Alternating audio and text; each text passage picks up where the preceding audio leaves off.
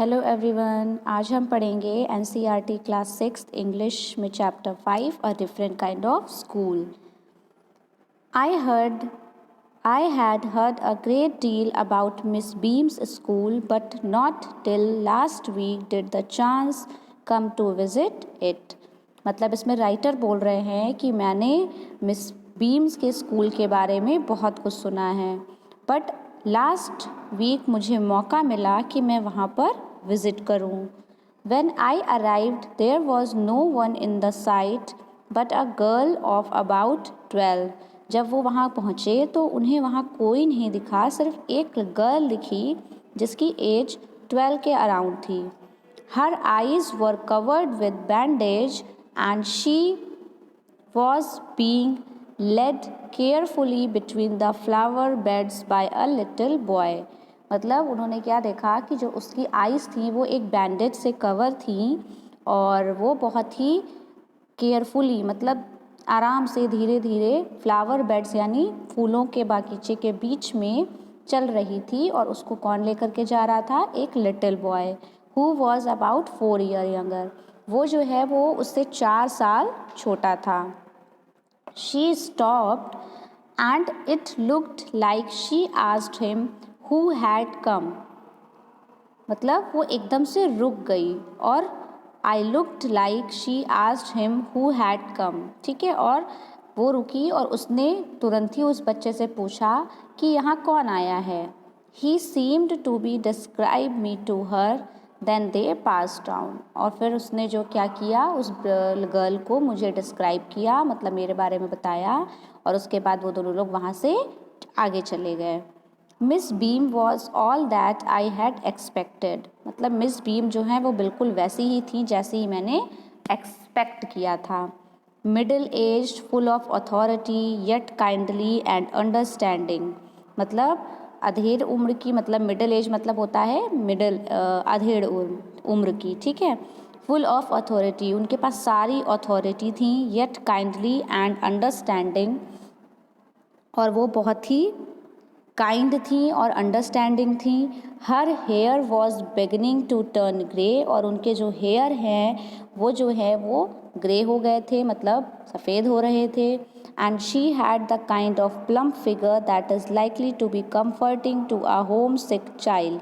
और वो जो है वो इतनी अच्छी थी, वो इतनी काइंड थी और उन बच्चों के प्रति तो बहुत ही काइंड थी जो होम सिकनेस फील करते थे, मतलब जिन्हें घर की याद आती थी। होम सिक का मतलब होता है घर की याद आना।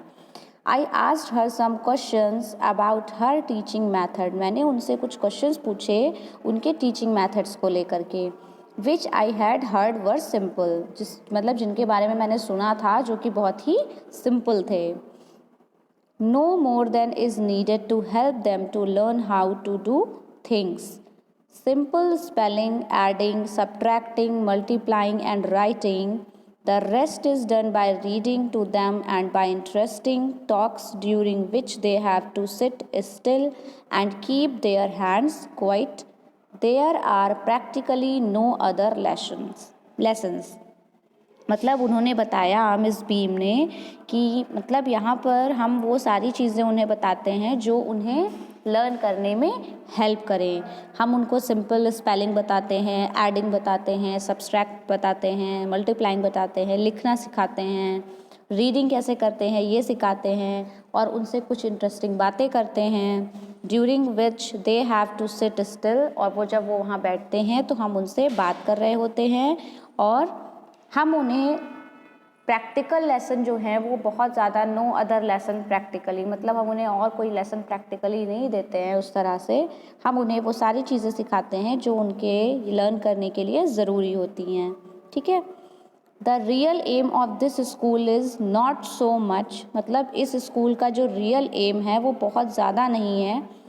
To teach thought as to teach thoughtfulness, मतलब हम उन्हें कैसे सोचना है ये सिखाते हैं। ठीक, मतलब उनकी सोच क्या है, उनकी सोच को हम अच्छा बनाते हैं इस स्कूल में। काइंडनेस टू अदर, ताकि वो दूसरों के प्रति काइंड बन सके। अगर आपकी सोच अच्छी होगी तभी आप दूसरों के बारे में अच्छा सोचेंगे। ठीक, एंड बीइंग रिस्पॉन्सिबल सिटीज़न, और इसी वजह से वो एक रिस्पॉन्सिबल सिटीज़न बनते हैं। Look out of the window a minute will you, मतलब उन्होंने बोला कि विंडो के बाहर क्या तुम कुछ मिनट देखोगे। I went to the window which overlooked a large garden and a playground at the back. ठीक है, उसके बाद वो जो राइटर हैं वो कहाँ गए, विंडो के पास गए। उन्होंने विंडो के बाहर देखा और वहाँ पे उन्हें क्या दिखा, एक बड़ा सा गार्डन दिखा और उसके पीछे एक प्लेग्राउंड दिखा। What do you see? Miss beam ने बोला, मतलब उन्होंने पूछा What you see, मतलब तुम्हें क्या दिखा। तो राइटर ने रिप्लाई किया, I see some very beautiful grounds, I said, and a lot of jolly children. It pains me, though, to see that they are not also healthy and active looking. मतलब उन्होंने बोला एक beautiful ground देखा मैंने और वहाँ पे बहुत सारे खेलते हुए हंसते हुए बच्चे देखे मैंने, लेकिन एक चीज़ मुझे बहुत पेन कर रही है, वो ये कि ये जो सारे बच्चे हैं वो हेल्दी नहीं हैं और वो बहुत एक्टिव लुकिंग, मतलब बहुत एक्टिव नहीं दिख रहे हैं मुझे। When I came in, जब मैं स्कूल में अंदर भी आया था तो मैंने एक पुअर लिटिल गर्ल को देखा था, मतलब एक गर्ल को देखा था जो कि क्या है, उसकी आंखों में बैंडेज थी, मतलब उसे कुछ दिख नहीं रहा था। She has some trouble with her eyes, उसकी आंखों में कुछ प्रॉब्लम थी। Now I can see two more with the same difficulty, अब मैं दो और लोगों को देख रहा हूँ जिनको सेम प्रॉब्लम है। And there is a girl with a crutch watching the other two play at play, और एक गर्ल भी दिखी उनको जो क्रच होता है, वो जो बैसाखी होती है उन्हें क्रच कहते हैं, ठीक है, मतलब उसके पैर लैम्ब है वो, इसलिए वो क्रच का यूज़ कर रही है, ठीक है। तो मैंने एक गर्ल को देखा अभी जो क्या कर रही है, बैसाखी पे है और वो बाकी बच्चों को खेलते हुए देख रही है, ठीक। Miss Beam laughed, she seems to be a hopeless cripple, और ठीक है, और वो जो है वो जो लड़की है उसे बिल्कुल भी होप नहीं है कि वो चल पाएगी। Miss Beam laughed, Miss Beam जो है इस बात पे वो हंसी। उन्होंने बोला oh no she said she is not really lame, उन्होंने बोला कि वो सच में लेम नहीं है। This is only her lame day, आज उसका सिर्फ और सिर्फ लेम डे है। The others are not blind, और जो बाकी बच्चे भी हैं वो ब्लाइंड नहीं हैं। It is only their blind day, ये सिर्फ उनका आज ब्लाइंड डे है, इसलिए वो ब्लाइंड बने हुए हैं। I must have looked very surprised for she laughed again, और वो जब राइटर ने ये सुना तो वो बहुत सरप्राइज हुआ और वो जो मिस बीम थी वो फिर से हंसने लगी। This is a very important part of our system, उन्होंने फिर बताया, राइटर को समझाया कि ये जो है ये हमारे स्कूल के सिस्टम का एक बहुत ही इम्पॉर्टेंट पार्ट है। To make our children appreciate and understand misfortune, we make them share in misfortune too, मतलब वो ये बोल रही हैं कि ये हमारे स्कूल का बहुत इम्पॉर्टेंट पार्ट है, हमारे सिस्टम का। हम बच्चों को ये सिखाते हैं, चिल्ड्रंस को एप्रिशिएट करते हैं और अंडरस्टैंडिंग कराते हैं कि वो जिसके साथ कुछ बुरा हुआ हो या किसी को कोई प्रॉब्लम हो या कोई परेशानी हो तो वो उनके दर्द को समझे, ठीक है, उनकी दुविधा को समझें, और वो ऐसा तभी कर पाएंगे जब वो खुद उस चीज़ को शेयर करेंगे, मतलब वो खुद उस चीज़ को फील करेंगे, ठीक, तभी वो दूसरों के दर्द को समझ पाएंगे। Each term every child has one blind day, one lame day, one deaf day, one injured day and one dumb day, मतलब हर टर्म में, जैसे हम लोगों के यहाँ 1 term 2 terms 3 terms half yearly annual ये सब होते हैं, वैसे ही बच्चे जो हैं वो टर्म के अकॉर्डिंग उनके डे डिवाइड किए होते हैं। तो हर बच्चे को टर्म के अकॉर्डिंग कभी ब्लाइंड बनना होता है, कभी लेम बनना होता है, कभी डेफ बनना होता है, कभी उनको इंजरी होती है कोई, या फिर कभी डम बनना होता है। तो ये हर एक बच्चे का डिसाइड होता है कि इस दिन वो ये बनेगा, ठीक। During the blind day their eyes are bandage absolutely and they are on their honour not to peep, peep का मतलब होता है झांकना, मतलब ब्लाइंड डे जब होता है तो जो बच्चे होते हैं उनकी आइज़ पे बैंडेज बांध दिया जाता है, और वो इस तरह से बांधा जाता है कि उन्हें बिल्कुल भी नहीं दिखे, और ये उनके ऊपर होता है कि वो उसमें से चीटिंग करके झांके नहीं, ठीक। The bandage is put on overnight, और इसीलिए जो बैंडेज है वो उनको रात में सोते समय ही बांध दी जाती है ताकि वो सुबह उठें तो उन्हें कुछ भी ना दिखे। This means that they need help with everything. Other children are given the duty of helping them and leading them about. ठीक है, और इसलिए क्या है, इससे ये होता है कि उन्हें ये एहसास हो कि उन्हें भी मदद की ज़रूरत है, और जो बाकी बच्चे होते हैं जिनका कोई डे नहीं होता है वो क्या करते हैं, वो हेल्प करते हैं उनकी और उनको लीड करते हैं। ठीक, they all learn so much this way, और इस तरीके से ये बहुत कुछ सीखते हैं। Both the blind and the helpers, और हेल्पर्स भी सीखते हैं और जो ब्लाइंड बना है वो भी सीखते हैं, क्योंकि नेक्स्ट डे क्या होता है, जो हेल्प कर रहा है हो सकता है उसका कोई डे हो, और जो आज ब्लाइंड है वो कल हेल्पर बने। तो इस तरह से टर्म चेंज होते रहते हैं और लोग सीखते रहते हैं। ठीक है ना। Now there is no misery about it, Miss Beam continued. Everyone is very kind and it is really something of a game. Before the day is over, though even the most thoughtless child realizes what misfortune is. ठीक है, और इसमें कोई भी misery नहीं है, मतलब कोई डिफ़िकल्टी नहीं है। बहुत आराम से बच्चे बहुत काइंडली इस चीज़ को करते हैं और वो इसको गेम की तरह लेते हैं, और जब डे ओवर होता है तो हर एक वो बच्चा जो मिसफॉर्च्यून को नहीं समझता है, मतलब किसी की प्रॉब्लम को नहीं समझता है, तो हर दिन जब दिन ख़त्म होता है तो उसको रियलाइज़ होता है कि हाँ, हमें दूसरों की परेशानियों को समझना चाहिए। और जो ब्लाइंड बना होता है उसे खुद भी रियलाइज़ होता है कि कितनी प्रॉब्लम होती है, कितनी तकलीफ़ होती है जब कोई ब्लाइंड होता है, लेम होता है, डम होता है। तो at the end of the day उन्हें रियलाइज़ होता है, वो इस चीज़ को समझते हैं। ठीक है, और इससे क्या बनते हैं, वो हेल्पफुल बनते हैं। The blind day is of course really the worst. जो ब्लाइंड डे है ऑफकोर्स जाहिर सी बात है कि सबसे वर्स्ट डे जो होता है वो ब्लाइंड डे होता है। But some of the children tell, लेकिन कुछ चिल्ड्रन जो हैं वो बताते हैं कि dumb day is the most difficult. Dumb day जो होता है वो सबसे डिफ़िकल्ट होता है, क्योंकि we can not bandage the children's mouth. हम जो है वो चिल्ड्रंस के माउथ को बैंडेज नहीं कर सकते जिस तरह हम आइज़ पे बैंडेज लगाते हैं।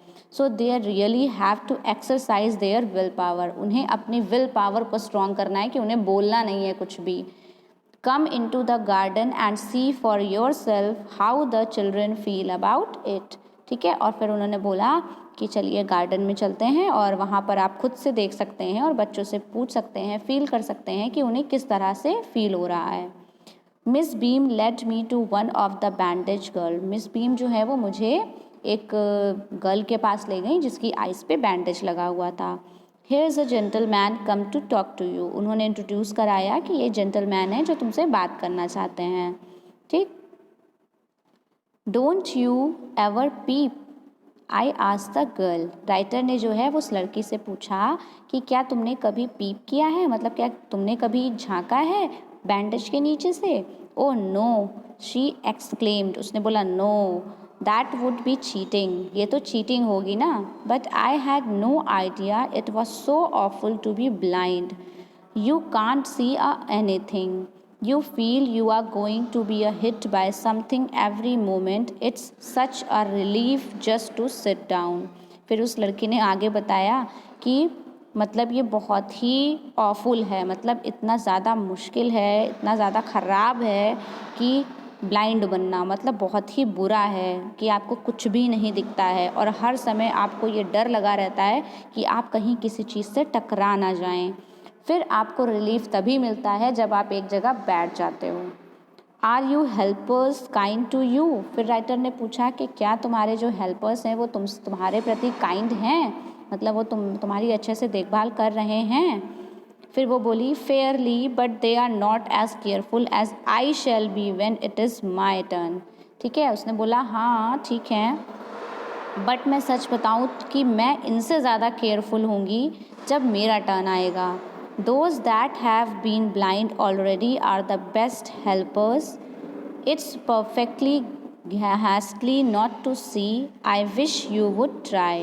मतलब उन्होंने बोला कि जो ब्लाइंड बन चुका है जब वो हेल्पर बनेगा तो ज़रूर वो सबके प्रति बहुत काइंड होगा, क्योंकि वो उस दर्द से गुज़र चुका है, उस सिचुएशन से गुज़र चुका है। शैल आई लीड योर एनीवेयर, फिर उन्होंने पूछा क्या मैं तुम्हें कहीं पे पहुंचा दूं? ओ येस शी सेड, उसने बोला yes, let's go for a little walk, चलिए हम थोड़ा सा चलते हैं, वॉक पे चलते हैं। Only you must tell me about things, I shall be so glad when today is over. मतलब उसने बोला कि अब मुझे बहुत ही अच्छा लगेगा जब आज का दिन ओवर हो जाएगा। The other bad days can't be half as bad as this, मतलब जो बाकी दिन हैं जैसे कि lame day and dumb day, deaf day, ये सब जो डे हैं वो फिर भी ठीक है, पर सबसे बैड जो है, सबसे बुरा दिन जो है वो ब्लाइंड डे होता है। मतलब उसका आधा भी बुरा उसमें नहीं लगता है। Having a leg tied up and hopping about on a crutch is almost fun, उसने बोला कि जब लेम डे होता है ना, हम अपने एक पैर को बांध लेते हैं और क्रच को यूज़ करके हम होप करके चलते हैं, यानी फुदक फुदक कर चलते हैं। I guess having an arm tied up is a bit more troublesome, मतलब उसने बोला हाँ, मतलब कभी कभी ये भी होता है जब वो आता है ना, तो हमें अपने हाथों को बांधना होता है, तो वो थोड़ा सा मुश्किल देता है, क्योंकि हमें खाने के लिए भी किसी की हेल्प की ज़रूरत होती है। And things like that I don't think I will mind being deaf for a day, मतलब मुझे डेफ होने में मुझे कोई प्रॉब्लम नहीं है, मैं बहुत आराम से डेफ बन सकती हूँ, at least not much, but being blind is so frightening, लेकिन ब्लाइंड होना सबसे ज़्यादा फ्राइटनिंग है। फ्राइटनिंग का मतलब सबसे ज़्यादा भयानक है। My head aches all the time just from worrying that I will get hurt, where are we now, मतलब उन्होंने बोला कि मेरे सर में ये सोच सोच कर समय समय पर बहुत ज़्यादा दर्द होने लगता है, ये सोचिए कि मैं कहीं पे लड़ ना जाऊँ, मुझे कहीं चोट ना लग जाए। ठीक है, अब उसने पूछा वेयर आर वी नाउ, हम कहाँ पर हैं? तो राइटर ने बोला इन द प्ले ग्राउंड, इस समय हम प्ले ग्राउंड में हैं। We are walking towards the house, मतलब हम जो है वो घर की तरफ बढ़ रहे हैं। Miss beam is walking up and down the garden with a tall girl, मतलब वो डिस्क्राइब कर रहे हैं अब उसको, आसपास के एरिए को, कि जो मिस बीम हैं वो चल रही हैं और एक जो down the garden with a tall girl, और वहाँ पर एक टॉल गर्ल है। What is the girl wearing, अब वो पूछ रही है कि वो जो गर्ल है वो क्या पहनी हुई है। A blue cotton skirt and a pink blouse, उसने क्या पहना हुआ है, एक कॉटन स्कर्ट पहनी है ब्लू कलर की और एक पिंक ब्लाउज पहना है। तो फिर उस लड़की ने जैसे ही सुना कि पिंक ब्लाउज और ब्लू स्कर्ट पहना है तो पक्का वो मिली होगी, आई थिंक इट्स मिली, उसने बोला I think it's Milly. What colour is her hair, फिर उसने पूछा उसके बालों का कलर क्या है, तो राइटर ने बोला वेरी लाइट, उसके बालों का कलर बहुत हल्का है। तो फिर उस लड़की ने बोला yes that's Milly, she is the head girl, वो जो है वो मिली है और वो हेड गर्ल है। There is an old man tying up roses, I said, फिर बताया कि यहाँ पर एक जो ओल्ड मैन है वो क्या कर रहा है, रोजेज़ को बांध रहा है। Yes that's Peter, he is the gardener, फिर उसने बोला कि हाँ वो पीटर है, वो गार्डनर है, मतलब माली हैं। He is hundreds of years old, और वो बहुत बूढ़े हैं, मतलब 100 साल के हैं। And here comes a girl with curly red hair, she is on crutches, फिर उन्होंने बताया कि यहाँ पर एक गर्ल आई है जिसके बाल जो हैं वो कर्ली हैं और वो क्रचेस पे है, यानी वो बैसाखी लिए हुए है। दैट्स अनीता, शी सैड, उसने बोला कि वो अनीता है। And so we walked on, उसके बाद हम लोग और आगे चले। Gradually I discovered that I was 10 times more thoughtful than I have ever thought I could be, मतलब जब मैं वहाँ से वापस आया, मतलब गार्डन से, उसके बाद मुझे लगा, मतलब मैंने अपने अंदर 10 टाइम्स थॉटफुलनेस पाई, मतलब मैं बहुत ज़्यादा प्रभावित हुआ और मेरी जो सोच है वो बहुत अच्छी हो गई। I ever thought I could be, मतलब और मैंने सोचा कि जिस तरह से ये लोग हैं मैं बिल्कुल वैसा ही बनने की कोशिश करूँगा। I also realized that if I had to describe people and things to someone else, it made them more interesting to me.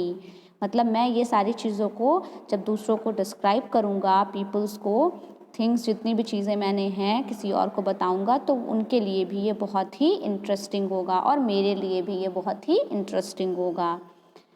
When I finally had to leave, जब मैं finally मुझे लीव करना था, I told Miss B, मैंने Miss Beam से कहा, I was very sorry to go, मैं बहुत ही सॉरी हूँ कि मुझे जाना है. She replied, फिर उन्होंने बोला, oh, then there is something in my system after all. फिर उन्होंने बोला, क्या मेरे सिस्टम में कुछ है? कोई नहीं, मतलब कुछ यूनिक चीज़ें हैं. ठीक, तो उन्होंने बताया yes.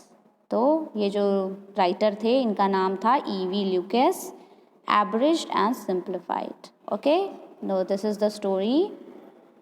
Different kind of school. Here's some question answers which we will discuss yesterday. Thank you, students.